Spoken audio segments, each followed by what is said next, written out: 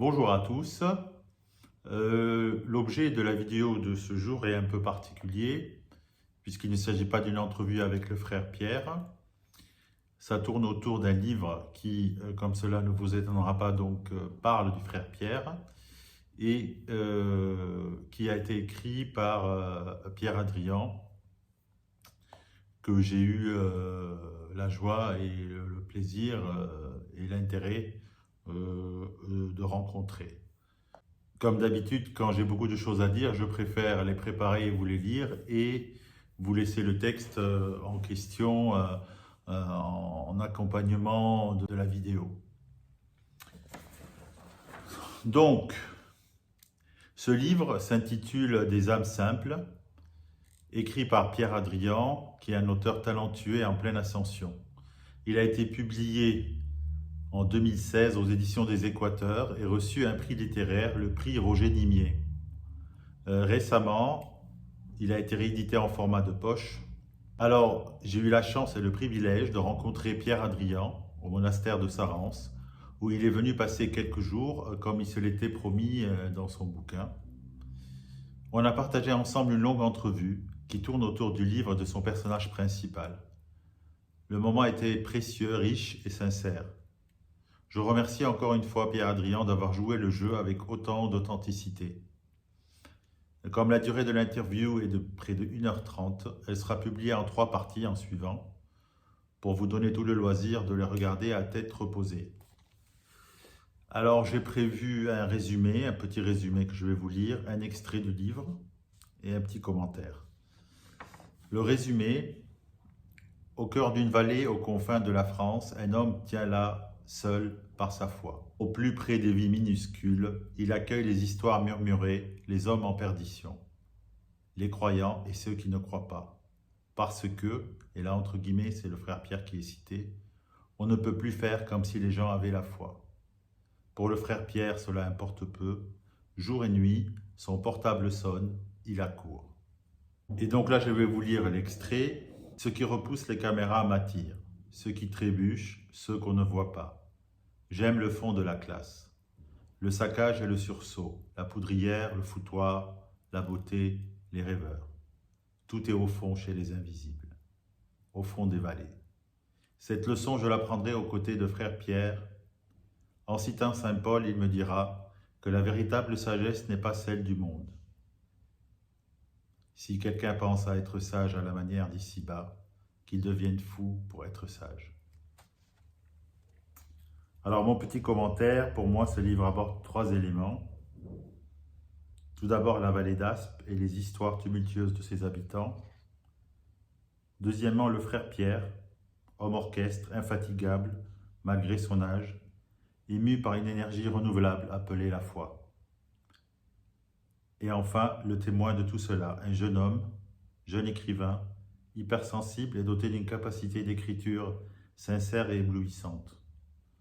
En découvrant la vallée et ses habitants, et au centre de celle-ci le frère Pierre, l'autre Pierre, Pierre Hadrian, se découvre lui-même à ses propres yeux et sous nos yeux. C'est ainsi que Pierre Hadrian se transforme en témoin du témoin de Dieu, qui est le frère Pierre Mouliat. Donc pour vous procurer le livre, vous pouvez passer par les voies habituelles, librairie ou en ligne.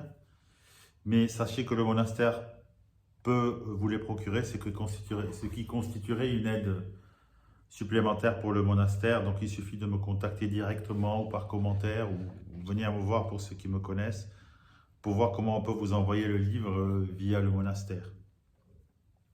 Enfin, dans le commentaire joint qui accompagne les 3 vidéos, vous avez des liens vers l'auteur du livre, Pierre Hadrian, et qui tourne aussi avec des interviews autour du livre Des âmes simples.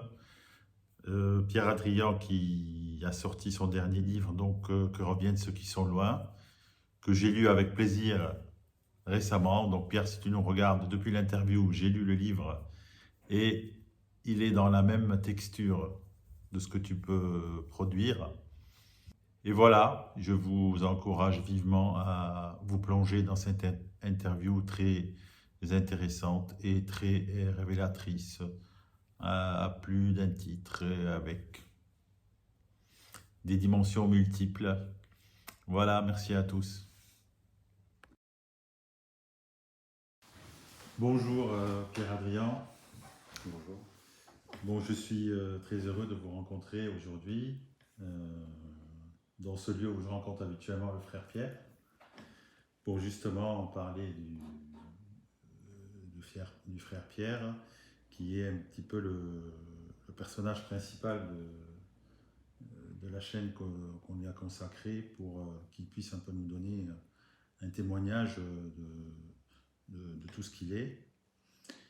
Euh, avant d'attaquer cette analyse, euh, je dois vous remercier parce que vous êtes un écrivain qui est maintenant reconnu et apprécié. Vous avez de multiples ouvrages qui ont été publiés et dont le dernier, Que reviennent ceux qui sont loin, édité chez Gallimard. Mm. Et moi, j'ai été très impressionné par le livre qui nous concerne aujourd'hui, qui est des âmes simples. Et, et je trouve que ce livre, déjà, il montre l'essence de ce que vous êtes, comme l'essence du bois ou l'essence du parfum. Et donc, à partir de ce livre, on peut aussi deviner la qualité des autres livres, que je dois avouer ne pas avoir lu. Mais ça ne me gêne pas parce qu'on ressent beaucoup l'essence de ce que vous donnez dans vos œuvres. La deuxième chose que je voulais dire, c'est que bon, ce livre permet d'approcher d'une manière très sensible et comme passer au scanner le frère Pierre, de le sonder un peu dans ses profondeurs, parce que vous avez été un témoin proche et attentif à ce qu'il a dit, et à un peu percer ses mystères. Mais aussi, je trouve qu'il parle beaucoup de vous, parce que vous vous donnez de vous-même dans ce livre. Vous parlez avec sincérité de cette interaction que vous avez eue avec lui. Et je vous trouve 3 propriétés dans ce livre. La première, la sincérité. Vous parlez avec sincérité des choses et des lieux, vous leur donnez vie. Vous les exprimez d'une façon qui est précise, mais qui n'est pas précise dans un sens photographique, qui est précise dans le sens où vous décrivez les lieux et les personnes dans ce qu'elle inspire aux autres, dans ce qu'elle leur donne dans leur mémoire, dans leurs souvenirs, et dans ce qu'elle symbolise dans le sens le plus noble du symbole, c'est-à-dire rappeler à quelque chose qui lui est supérieur. Donc la sincérité. J'ai trouvé aussi une autre propriété, vous avez une grande dextérité, une virtuosité littéraire. Vous visez juste, vous arrivez à dire vraiment ce que vous voulez dire, et ça, c'est ça qui est attirant dans votre livre. Et la troisième chose, je pense, ça peut être comme la première question, c'est on sent, moi personnellement, en tant que personne croyante et diacre, j'ai quelque peu de connaissances théologiques et personnelles, je dirais, au plan spirituel. On sent que vous êtes un croyant en profondeur. Voilà. Donc, j'ai peut-être été long. Mais je tenais à faire cette présentation pour dire que l'idée que j'ai eue, c'est peut-être d'aborder des passages et d'en parler et de vous poser des questions en fonction des passages de ce livre. Est-ce que vous voulez vous présenter un peu plus ou on peut attaquer les... Non, vous avez dit, vous avez dit ce qui est, tout ce que vous avez dit est assez juste, à part que voilà, ce livre est mon deuxième livre et que j'en ai publié plusieurs après. Et mais que peut-être c'est voilà, c'est celui qui est dans lequel j'ai mis le plus de moi-même, on va dire, et qui qui remonte sans cesse à la surface, on va dire, dans ce que je fais, quand je continue à travailler, et donc j'ai encore toujours énormément beaucoup d'échos, je pense, parce que le principal personnage de ce livre c'est quasiment comme si ce livre, on l'avait écrit à quatre mains avec frère Pierre, en fait, qui s'amuse aujourd'hui, qui dit je suis son biographe. Mais parce que voilà, j'ai voulu être fidèle à ce qu'il fait ici, à sa avance, etc. Et puis parce que je pense que le livre, une fois sorti, ayant eu un certain succès aussi, totalement. Un livre, quand un écrivain a fini de l'écrire, il ne lui appartient plus. Et ça, c'est encore plus vrai pour ce livre-là, puisque il a eu un destin incroyable qui me dépasse totalement et dont je ne suis absolument pas responsable. Mais des gens l'ont lu, ont compris ce qui se passait ici à Sarance, en Vallée d'Aspe, ont compris qui était le frère Pierre. Et je pense que le livre a continué de vivre un peu habité par Pierre, qui a continué à le faire vivre et à le porter, quoi. Donc voilà. C'est exactement ça. Je pense qu'il est très très révélateur. C'est pour ça qu'il revient. Mm. Il est très révélateur d'une expérience que vous avez vécue et que vous avez fixée dans le temps, mais qu'elle dépasse tout le monde du coup. Mm. Mais aussi, je pense qu'elle est beaucoup révélatrice sur vous. Et donc on va attaquer. Il y a quelques passages que j'ai surlignés.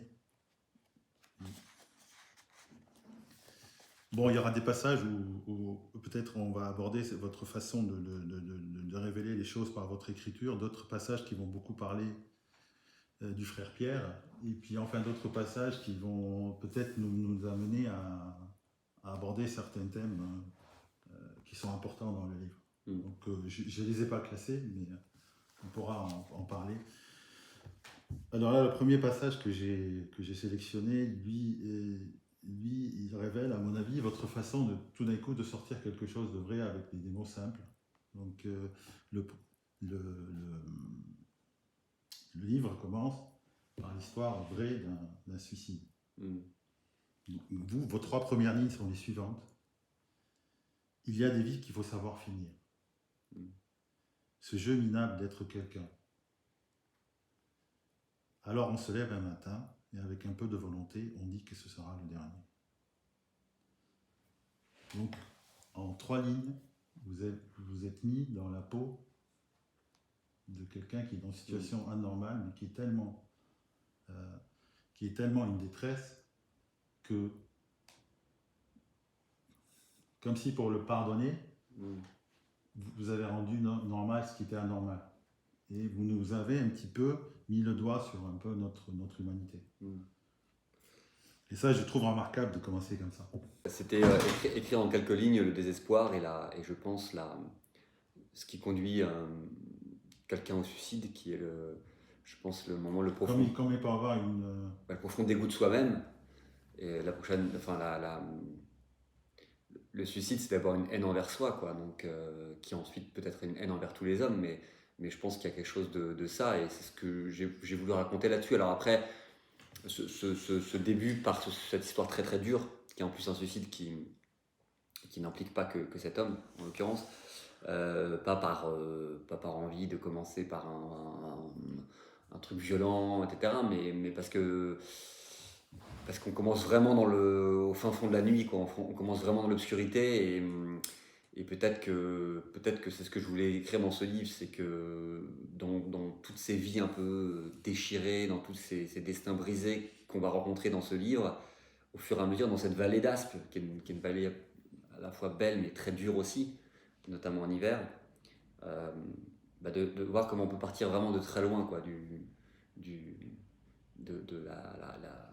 la haine de soi, de la mort, entouré de mort, et comment petit à petit finalement on regagne un peu d'espoir, et on revient un peu, parce qu'après c'est frère Pierre qui prend la main, quoi, et après c'est lui qui raconte cet enterrement douloureux, et en même temps il y a un après, quoi. Il y a quelque chose après, quoi. Et la vie continue, quoi. La vie continue. Et donc voilà, et après c'est tout. Voilà, donc c'était le décor était planté pour justement. Alors, j'ai pas tout pris parce que sinon je vais.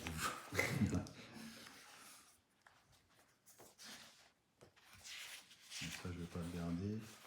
Ah si, ici. Et là aussi sur une belle façon que vous décrivez les Pyrénées ici, de ce coin des Pyrénées. Alors, il faut se laisser guider par leur nom, les orgues de Camblon, plus haut les aiguilles dans Sabert, à toute crête qui s'élève en canine, et la table des trois rois, caillou qui déchire la Navarre, l'Aragon et le Béarn. À portée de main depuis la hauteur de l'Esquin, il y a enfin l'ombre du Biarré, masse ensommeillée au-delà des 2000 mètres.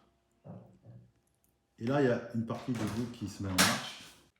Les sommets pèsent sur la vallée et jouent le rodéo. Ils se gênent vers l'horizon, réclament leur place au soleil. Ils rampent jusqu'au Pidani, fête ultime qu'on devine dans le lointain.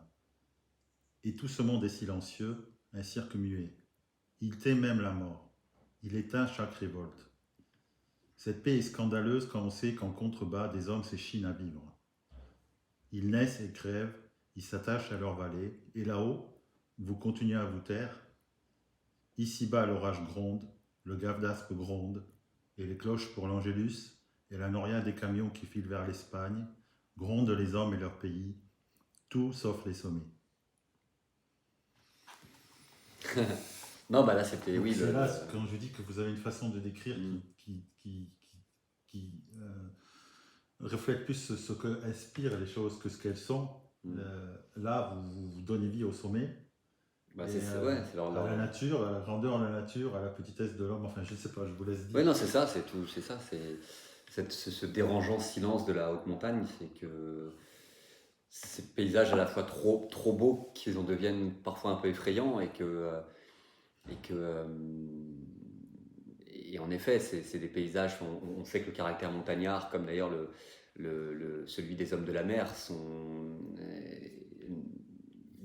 est un caractère plein d'humilité parce que on connaît les caprices de la haute montagne, on connaît les caprices de la haute mer et on sait qu'on n'est absolument rien par rapport aux éléments. Et donc évidemment, je raconte peut-être que ce monastère de Saran, cet endroit si fort, si particulier, le caractère aussi de Frère Pierre, n'est pas non plus totalement déconnecté de l'endroit où il est, du caractère de la montagne.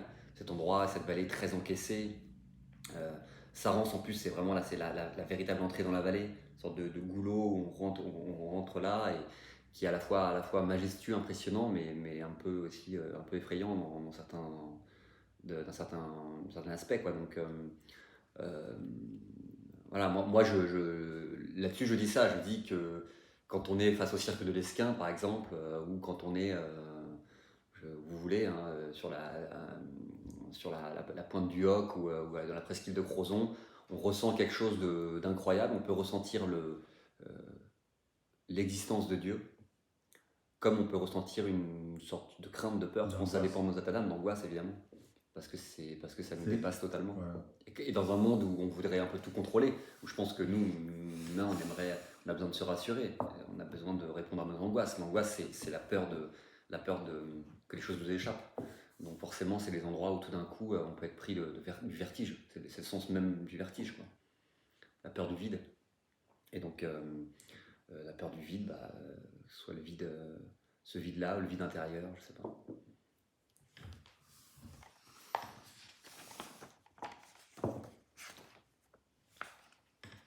Donc là, on est dans un passage où on commence à voir un petit peu les traits, disons, de caractère, à la personnalité du frère Pierre.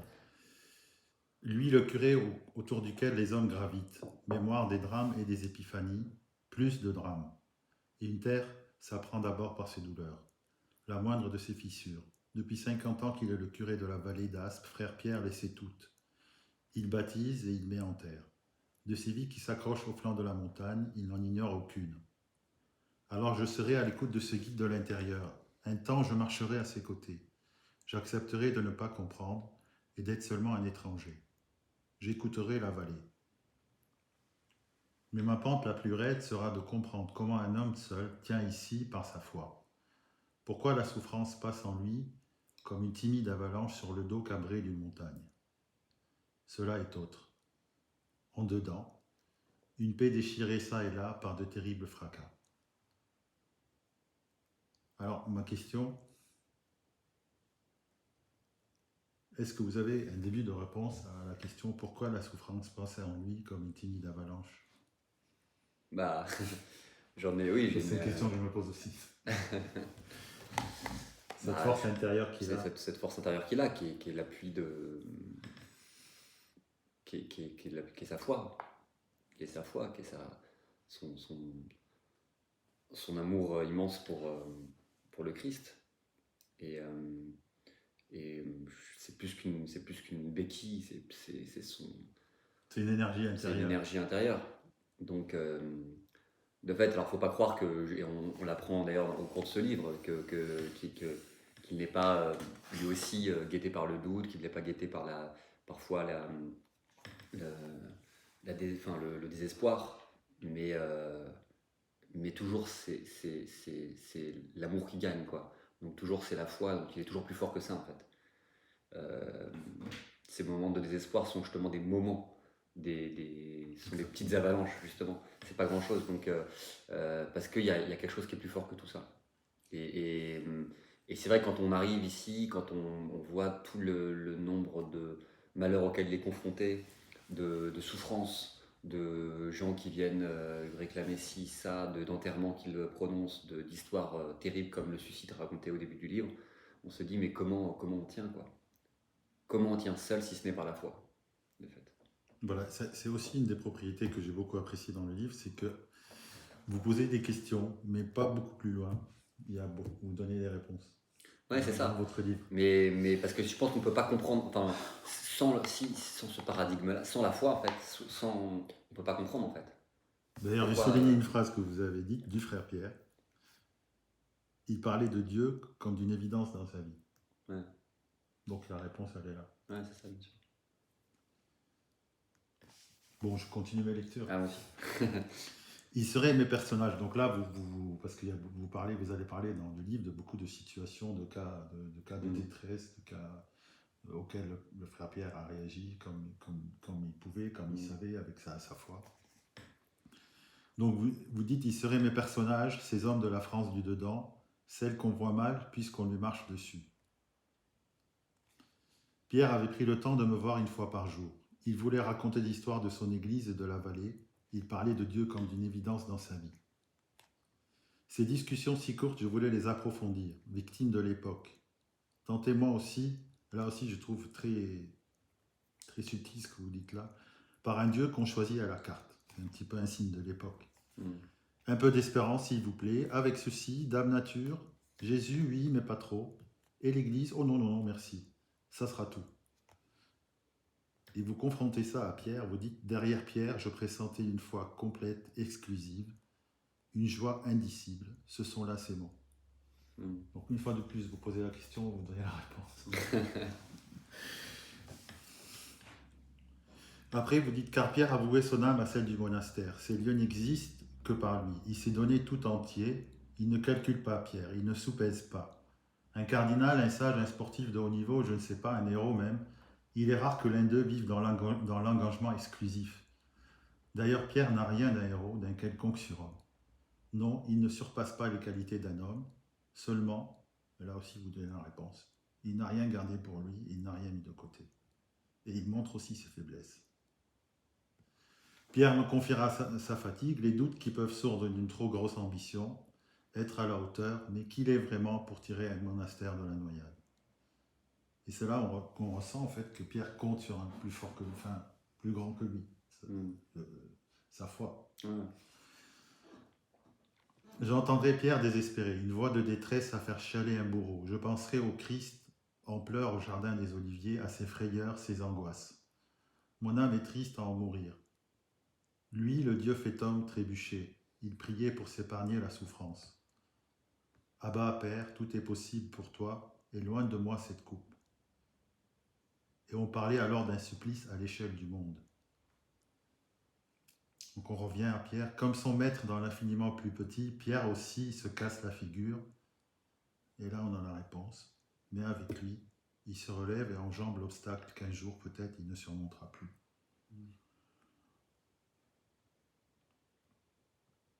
Bah non, mais À partir de cette constatation, vous lancez le livre en disant « Je savais déjà que je reviendrai, j'écrirai.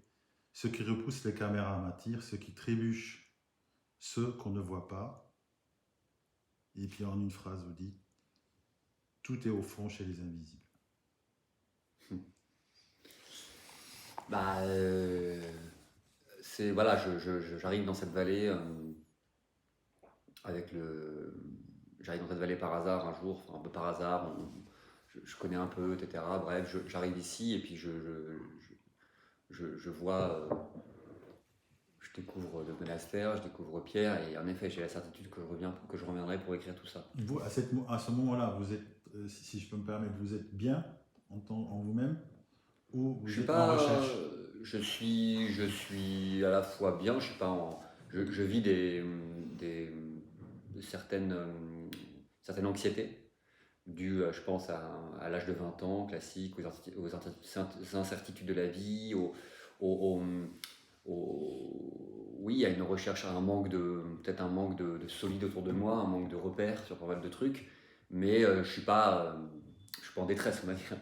Parce que souvent, quand on a cette capacité, c'est-à-dire tous les capteurs que vous aviez, parce que je peux vous dire que quand vous avez écrit ce livre, vos capteurs étaient au maximum. Ouais, non, mais je pense Et qu'il y a souvent, on est ouais, soi-même dans une situation où on est hypersensible, où il y a une on arrive sensibilité. à Ouais. capter tout ça. Ouais. Ce que vous Non, mais avez capté. il y a une chose que j'ai en moi, que j'ai encore, hein, qui est une sensibilité, qui est peut-être la première arme de l'écrivain. On peut dire que l'écrivain, on peut dire que c'est le style ou l'écriture, etc. Mais c'est d'abord une manière d'être au monde, qui est une sensibilité ou une hypersensibilité, qui est de dégager les atmosphères, dégager chez les gens ce qu'on devine, voir, laisser traîner une oreille, mais c'est comprendre. Comprendre par le regard, comprendre par et décrire. Donc il y a de ça évidemment. Après moi, pour revenir à Pierre, voilà, je vois un homme, en fait en fait, je vois un saint, puisqu'on parle de ça. Je vois ce qu'on m'a toujours, on a toujours invoqué les saints, on a toujours euh, là, je vois, et de fait, je parle de ça, je dis peut-être que ce que j'écris dans ce passage-là, au début, c'est bien les héros, c'est bien les sportifs, c'est bien les icônes, c'est bien. Mais là, il y a quelque chose de plus. Là, il y a quelque chose qui se rapproche davantage du Christ, justement.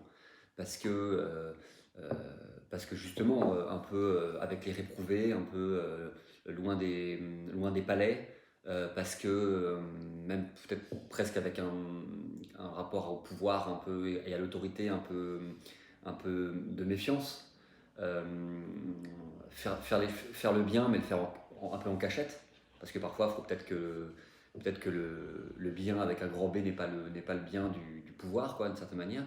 Donc je vois une sorte et je devine que Pierre n'est pas un surhomme, que c'est pas qu'il n'est pas qu'il est pas dans la performance, qu'il est simplement ce qui se rapproche le plus du Christ, qui a eu aussi ses moments de doute, mais qu'il ne commet pas le péché, qu'il a ses moments d'appel à l'aide, mais comme le Christ, j'en parle à Gethsémani, qui peut avoir ses moments de, de colère contre l'ordre établi comme avec les marchands du temple, qui peut, donc ça après là je fais une accélération, parce que c'est l'interrogation qui me semble que j'écris à la fin du livre, qui est de dire mais il y a des saints et nous ne le dirions pas. Mais c'est ça en fait, c'est qu'à un moment, on peut invoquer tous les saints du monde entier, on peut aller faire des pèlerinages où vous voulez, hein, on peut aller jusqu'à Jérusalem et tout, mais si on n'est pas capable de prendre conscience que parmi nous, que dans une petite vallée perdue en France, il y a un homme qui fait le bien, et je crois que s'il y a un homme, c'est qu'il y en a d'autres aussi qu'on ne sait pas. Et ben voilà, l'objectif de de ce livre, c'était de dire je vais le suivre et je veux raconter ça quoi. Je veux être, je veux euh, en fait, je veux être un disciple, de cette manière, parce que c'est ça. C'est comme si parmi les disciples du Christ, il y avait eu un écrivain, en fait. Hein, c'est un peu ça, d'ailleurs, les évangélistes, de certaine manière, mais peut-être que, enfin, ceux qui ont connu le Christ en tout cas, mais peut-être que c'est ça, en fait. C'est de se dire, je veux être quelque temps On un a envie que disciple. ça soit une réalité dans notre vie. Ouais, voilà. Pas une. Et euh, ouais, qu'est-ce que la proximité avec ces gens-là change dans nos vies aussi? Qu'est-ce qui change dans la vie des autres? Effectivement. Effectivement. Voilà. Qu'est-ce qui change dans la vie des autres? Et ça, on peut le voir au quotidien. Qu'est-ce qu'il répare? Parce que c'est ça, il répare il répare des âmes, quoi. Il répare et chez nous, chez nous qui avons la chance, en l'occurrence, on m'a demandé au début, est-ce que, oui, j'avais une recherche, mais j'étais pas du tout en détresse, j'étais pas, donc chez nous qui avons la chance d'être plutôt, de ne pas avoir vécu en l'occurrence pour ma part, de ne pas avoir vécu de grands drames, de pas avoir de me dire même moi dans ma vie qui peut paraître bien sous tout rapport, normal, etc. Qu'est-ce que sa rencontre va changer, quoi.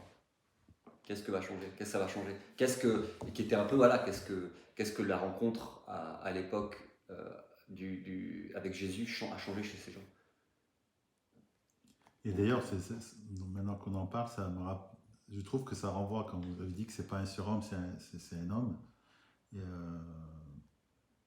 à un autre passage du livre, où vous parlez du buste, vous êtes dans l'église avec Frère Pierre, et il vous montre le buste Ecce Homo, voici l'homme. Et finalement, l'homme qui est le Christ n'était quelque part pas un surhomme, mais un homme dans la plus grande noblesse de la valeur de l'homme, sans péché. Bien sûr. C'est juste ça. Ouais, c'est juste ça. D'ailleurs, vous le dites après, peut-être que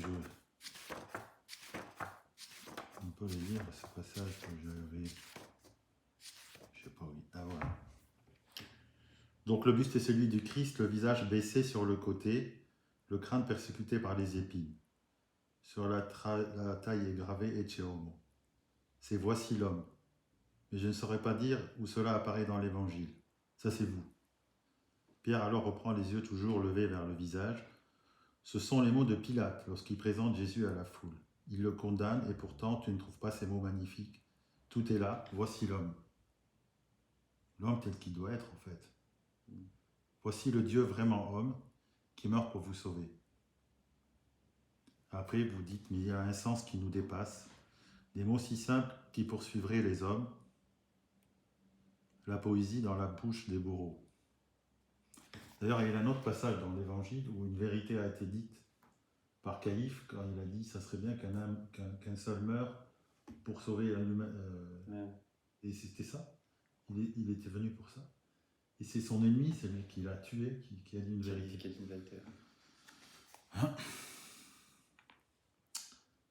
Alors tout est au fond chez les invisibles. Donc en fait, pour peu qu'on fasse un effort, ça peut devenir visible. C'est ça, pour peu qu'on le veuille.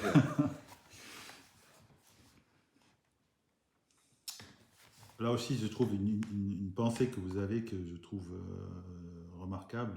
J'aimerais bien le lire. Le monde veut ce qui brille, et la lumière vraie ne brille pas. C'est joli ça, la lumière vraie ne brille pas. Dans la vallée, du moins, on ne la voit pas. Il faut s'arrêter, prendre le temps de chercher. Mais ici, on ne fait que passer. Une vallée est un passage. On fait étape, on s'y arrête pas. Et pourtant, cette lumière. Ouais, bah ça c'est... Là, c'est pour revenir encore peut-être à la géographie du lieu et de sa rance. C'est vrai que... Mais vous faites quand même un parallèle entre une lumière qu'on chercherait, intérieure. Ouais. Bah, c'est, notamment, là, c'est peut-être aussi le parallèle avec ce monastère de Sarance et cette vallée qui est sur la route, sur la route d'Arles du chemin de Saint-Jacques, qui veut dire que, voilà, en fait, qu'est-ce que le chemin, quoi? Qu'est-ce que le chemin dans nos vies, quoi? On peut aller, est-ce que c'est d'aller jusqu'à Saint-Jacques à pied, etc. Ou est-ce que justement, c'est ce qui arrive souvent, parfois ici, c'est que des gens s'arrêtent, quoi. En fait, leur chemin, il s'arrête ici. Parce que ce qu'ils cherchaient, ou bien il commence ici. Ou il commence ici, mais bien sûr. Mais ce qu'ils cherchaient, peut-être qu'ils le trouvent ici, en fait. Et c'est vrai que voilà, bah, on est là au début d'une vallée, on sent qu'on a une frontière. Une frontière, d'ailleurs, ça dit beaucoup de choses, une frontière. La frontière, c'est à la fois la fin d'un monde, le début d'un autre. C'est à la fois une invitation à partir, mais aussi à revenir. C'est un confin, en fait. Et je pense que ça joue beaucoup sur les gens qui passent ici, sur les gens que ça ramène aussi, parce que de fait, à Sarance, bah, on prend la route pour fuir aussi, je pense. On prend cette route pour revenir, et donc je pense que cet endroit-là, ce sanctuaire, il n'est pas placé là par hasard, quoi. Il n'est pas placé là par hasard. Il est peut-être là pour nous dire que fuis-tu, que vas-tu chercher. Est-ce que ça peut aussi être un endroit où justement suffisamment fort et suffisamment authentique pour qu'on puisse parler de conversion. Ouais, moi je pense. Je pense. C'est là où la conversion, une Mhm. conversion, Bien sûr. peut se faire. Bien sûr. Avec moi, peut-être le bémol que je dirais, que je mettrais, c'est que la conversion, elle est, paradoxalement, je sais pas, enfin, elle est jamais définitive, ou du moins, toute conversion redemande une conversion. Et comme nous, qui peut-être n'avons pas besoin, enfin, croyants qui n'a pas vécu de conversion, qui pense croire depuis toujours, a besoin un jour en fait de conversion aussi, quoi. C'est ça que je veux dire. Donc, on a besoin parfois d'aller éprouver tout ça. Et peut-être que c'est ce que je raconte dans ce livre-là, c'est comment quelqu'un qui croit, mais qui a besoin de prier encore pour avoir la foi, parce que c'est ça aussi mon cas, c'est que je prie pour avoir la foi, parce que parce que cette foi, elle est sans cesse aussi remise en cause à une certaine mesure. Et pourquoi des lieux comme ça, un lieu comme Sarance, sont des endroits où on a besoin de venir se recueillir, de venir se réparer un peu, se rechercher. Et, euh, et je suis persuadé, oui, que ça fait partie de ces lieux où souffle l'esprit, où il y a quelque chose et où profondément habité. Et ça, pour le coup, je pense que ça dépasse ça dépasse le frère Pierre. Je pense que ça l'est depuis que c'était un sanctuaire marial et ça le sera encore. Ouais.